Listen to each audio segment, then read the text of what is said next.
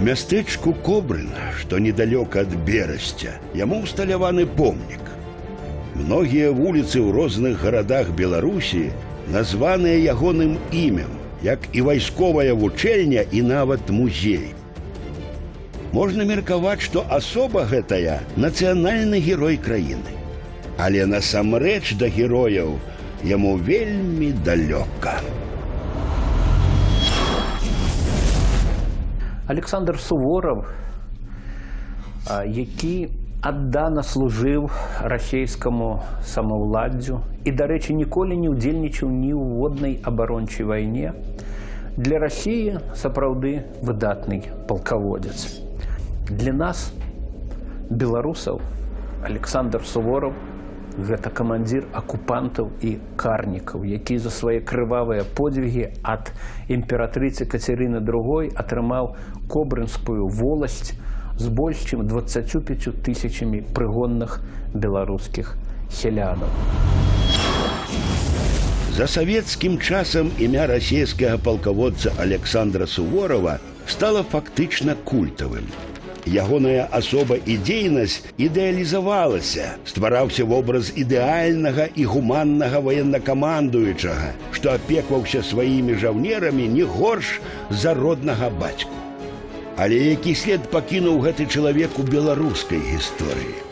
Упершыню ў Рэч Паспаліту Александр Суворов наведаўся не з турыстычнымі мэтамі, а для змагання з барскай канфедэрацыяй. Самы значны ягоны удзел у той кампаніі – бітва пад Сталовічамі недалёка ад Барановічаў. Тады 23 верасня 1771 года ім быў разбіты корпус гетмана Міхала Казіміра Агінскага. Больш чым праз 20 гадоў Суворов зноў накіроўваецца ў Рэч Паспаліту. Задача ў яго падобная – задушыць памкненне нашых продкаў да волі і незалежнасці.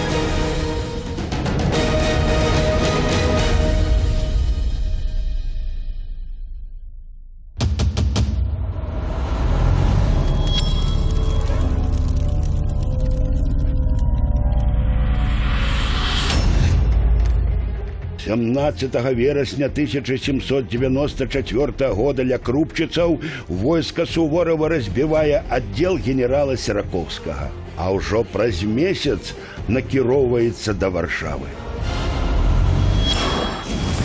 Расправа над прадмесцем Варшавы Прагай, што з'яўлялася апошнім фарпостам паўстанцаў Касцюшкі, была паказальна жорсткай.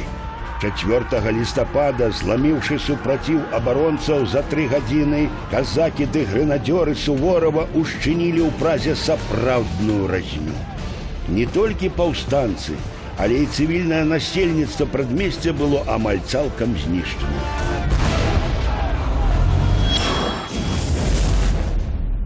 Я хочу нагадаць пра адзін з подвігаў падначаленых Суворова, які яны здзейснілі, безумоўна, па загаду свайго камандзіра. 4 лістапада 1794 года штурмам сувораўцы ўзялі варшаўскае прадмесце Прагу на правабярэжжы Віслы і з нечалавечай жорсткасцю знішчылі больш за 25 тысяч чалавек, усіх абаронцаў прадмесця і жыхароў. Тады, дарэчы, загінуў і камандзір паўстанцаў на беларускіх землях Якуб Ясінскі. Польскі гісторык Масціцкі пакінуў пра тыя падзеі наступныя словы. Расейцы не шкадавалі нікога. У мацярок адбіралі ад грудзей немаўляткаў, каб не выраслі і не адпомсцілі. Манафік, што былі ў кляштары бернардзінак, звалцілі і зарэзалі. З дамоў выцягвалі для п'янай уцехі несчасных кабетаў, гвалцілі і забівалі. Пляцы былі засланыя трупамі. Разам з людскімі целамі грувасціліся трупы коней, сабак, катоў, бо раз'юшаныя выглядам крыві расейскія салдаты Суворова не выпускалі жывымі нават жывёлаў.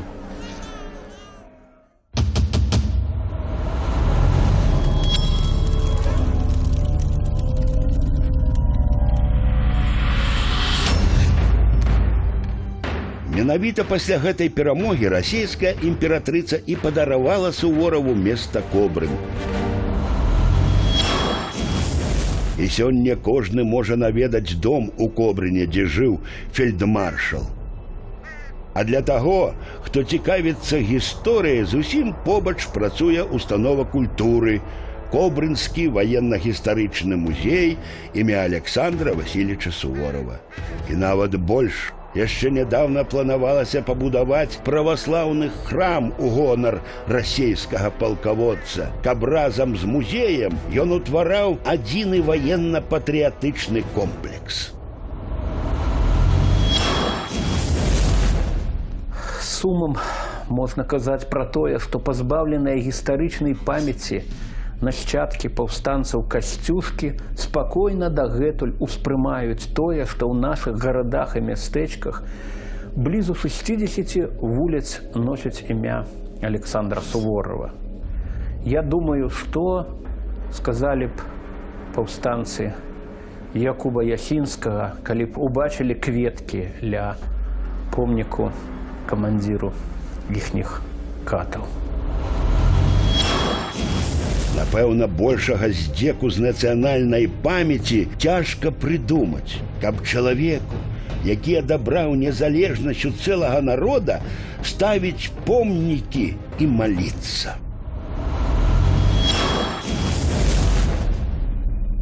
Нават афіцэр, былы выпускнік сувораўскай вучэльні, калі ён мае нешта ў галаве, раней ці пазней у Беларусі даведаецца, што яго падманвалі. Даведаецца, што гэты чалавек не мае ніякага дачынення да нашай слаўнай гісторыі, а наадварот, мае дачынення да трагічнай гісторыі Беларусі. І вось гэты адкрыты падман, гістарычны падман, падман маладых людзей яшчэ больш адрывае улады ад народа. Нельга так гвалціць гісторыю. Таму што, як сказаў Уінстон Чэрчыль, можна падманваць некаторы час увесь народ. Можна працяглы час падманваць частку народа, але ніколі не ўдасца падманваць увесь народ увесь час.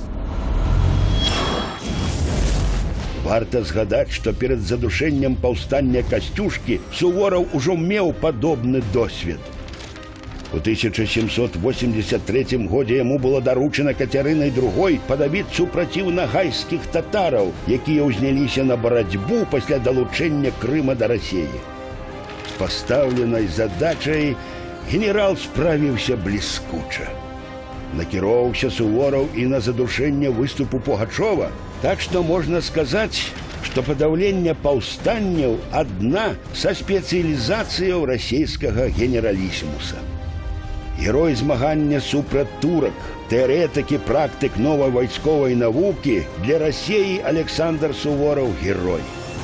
Але ў нашай гісторыі ён пакінуў чорны след.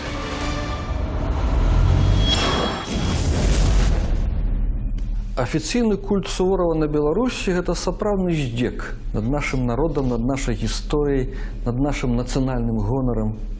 Ён у гісторыі Беларусі заслужыўся толькі негатыўна. Ён душыў паўстанне, ён валодаў прыгоннымі сялянамі. Уліцы названы яго імем, вучэльні кадэцкія названы яго імем. Тут можна параўнаць з турэцкімі янычарамі, каго гэтыя вучэльні сувораўскія выхоўваюць.